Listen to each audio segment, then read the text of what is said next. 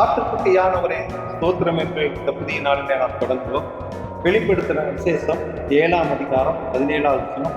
சிங்காசனத்தின் மத்தியில் இருக்கிற ஆட்டுக்குட்டியானவரே இவர்களை வைத்து இவர்களை ஜீவ தண்ணீர் உள்ள ஊற்றுண்டைகளுக்கு நடத்துவார். தேவன் தாமே இவர்களுடைய கண்ணீர் யாவையும் துடைப்பார் என்றார்.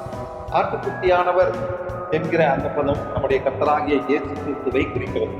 அவர் தம்முடைய பிள்ளைகளுக்கு ஒரு அன்பான தகப்பனை போல் இருக்கிறார்.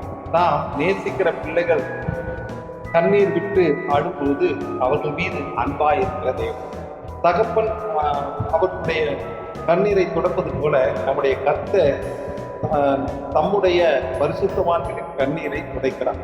அவர்களுக்கு ஆறுதலாய் இருக்கிறார். அவர்களுடைய துக்கங்களை சந்தோஷமாக மாற்றுகிறார். இயேசு கிறிஸ்துவின் நாமத்தின் நிமித்தம் பூமியிலே துயரப்பட்டவர்கள் இப்பொழுது பரலோகத்திலே இயேசு கிறிஸ்துவினாலே தேற்றப்படுகிறார்கள், ஆறுதல் படுத்தப்படுகிறார். ஆமே.